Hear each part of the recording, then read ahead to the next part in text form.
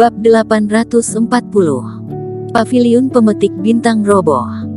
Namun pada saat bertabrakan, tiba-tiba matanya melebar dan ternyata tidak bisa bergerak, serta tersangkut di tengah formasi. Faktanya, celah formasi yang dibuka oleh Erikkin sangat kecil, bahkan monster kecil pun hampir tidak bisa keluar masuk, namun terkadang hal-hal tersebut hanya kebetulan belaka. Mengaum. Banyak monster yang melihat monster landak ini, dua kaki babi yang pendek dan gemuk, bergumul terus-menerus di luar formasi, dan mereka juga melongo. Sebagian besar kekuatan mereka berada di atas fase kesempurnaan, sejauh ini mereka memiliki kelincahan.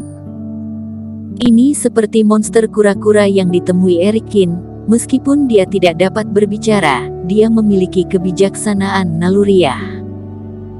Sama seperti formasi ini, banyak monster yang tidak bisa menembusnya, namun separuh dari tubuh landak ini masuk ke dalam formasi tersebut. Semua monster dapat memahami bahwa disinilah letak kelemahannya. Mata semua monster di dekatnya menyala.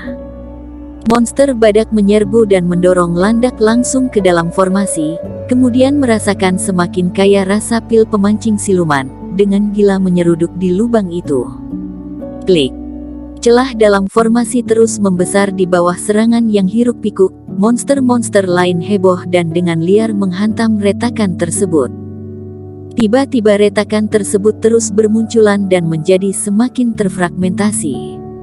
Pada akhirnya, dengan bunyi keras, formasi Sekte Wendao yang semula kokoh, dibuat berlubang besar oleh upaya bersama dari banyak monster. Monster-monster itu meraung dan bergegas ke dalamnya berdampingan. Formasi rusak, kabur. Seorang murid Sekte Wendao melihat sejumlah besar monster masuk, dan sangat ketakutan sehingga dia kehilangan senjatanya dan melarikan diri. Brengsek, semuanya bertahan. Zai Su berteriak pada para murid yang panik, dan bahkan membunuh beberapa murid yang pertama melarikan diri. Namun, karena semakin banyak monster yang masuk, bahkan jantungnya sedikit naik karena ketakutan. Ratusan monster fase kesempurnaan sudah dekat, dan dirinya adalah fase kesempurnaan tingkat rendah. Zai Su mengertakkan gigi, terbang ke paviliun pemetik bintang, dan pergi. Setelah dia lari, murid lainnya tidak lagi memiliki keinginan untuk melawan. Monster-monster tersebut menyerbu ke dalam, namun tiba-tiba mereka tidak bisa merasakan bau pil pemancing siluman. Satu persatu mereka sangat marah dan mulai menghancurkan bangunan di mana-mana. Rumah-rumah roboh dan gedung-gedung hancur. Seekor monster-monster besar menyerbu paviliun pemetik bintang, dan tubuhnya menabrak gedung. Sial, apa yang Zai Su lakukan? Di paviliun pengamat bintang, Yontono Zhao tidak bisa menahan amarah ketika dia melihat semua monster masuk ke halaman istana peri. Kuantum juga berkeringat deras, dengan ekspresi ngeri di wajahnya. Keduanya tahu bahwa semuanya sedikit kacau. Namun, tepat ketika Yontono Zhao berencana untuk membawa seseorang ke sana, terjadi sesuatu yang menyebabkan jantung mereka berdua copot. Terdengar suara retak dan hancur yang parah dari gedung bertingkat 9 di paviliun pemetik bintang. Kemudian di hadapan wajah pucat mereka, bangunan ikonik Sekte Wendao yang telah berdiri selama ratusan tahun perlahan jatuh ke tanah. Boom! Paviliun pengamat bintang runtuh seketika dan berubah menjadi dinding yang rusak. Sudah berakhir, ini kekacauan besar. Di dalam istana peri, saat monster buas itu menyerbu langsung, semuanya kacau. Sosok Zai Su merasa malu. Dia berlari dan menoleh. Ketika dia melihat runtuhnya paviliun pemetik bintang, pupil matanya mengecil dan jantungnya bergetar hebat. Dia hanya menoleh dan tiba-tiba menemukan bayangan hitam di depannya. Dia menghantam bayangan hitam dan menjatuhkannya ke tanah dengan kekuatan rebound. Kamu sialan tidak memiliki mata. Zai Su berdiri, menunjuk ke pria itu dan mengutuk. Tetapi ketika dia melihat penampilan orang itu dengan jelas, Zai Su tidak bisa menahan diri membelalak tak percaya. Kamu, bukankah kamu sudah mati? Itu adalah Eric Qin yang datang ke sini. Dia mencibir pada Zai Su. Sejak Zai Su melarikan diri, Eric Qin mengikutinya sampai dia datang ke tempat sepi ini. Aku belum mati, apa kamu kecewa? Eric Qin mengulurkan telapak tangannya untuk menyambar lawan. Berani melakukan itu padaku, kamu mencari kematian.